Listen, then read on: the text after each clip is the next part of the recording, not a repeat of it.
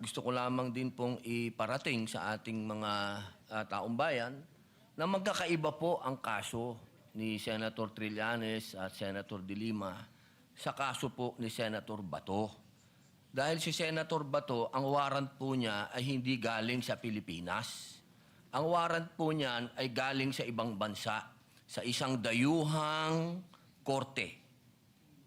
Ito po ay malayo doon sa usapin na sila ang kustodiya po ni Senator De Lima at ni Senator Trillanes dito lang sa Pilipinas. Ito pong mangyayari kay Senator Bato ay dadalhin po sa ibang bansa. Medyo yun po pag-isipan nating mabuti. Dapat bang mangyari muli ang nangyari kay dating Pangulong Rodrigo Roa Duterte? Dapat bang mangyari pa yan muli sa isang Pilipino? Yun lamang po, sana alam natin ang pagkakaiba ng warrant galing sa Pilipinas at warrant sa isang korte lang ng ibang bansa. Yun po, maraming salamat po. Point of order, Mr. President. Point of order, Mr. We were going to recognize Senator Marcoleta, but this is a point of order, Yes. so we recognize Yes, Senator Mr. Pangilinan. President, my understanding is this matter was already referred to the Committee on Rules.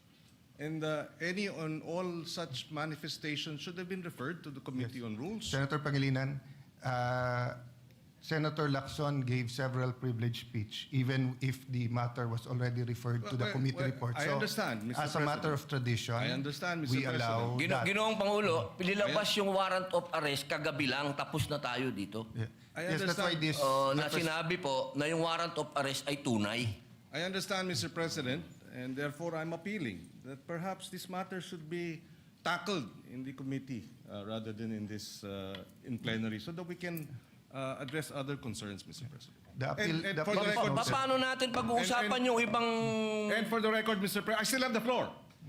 And for the record, Mr. President, we voted against resolution number 44.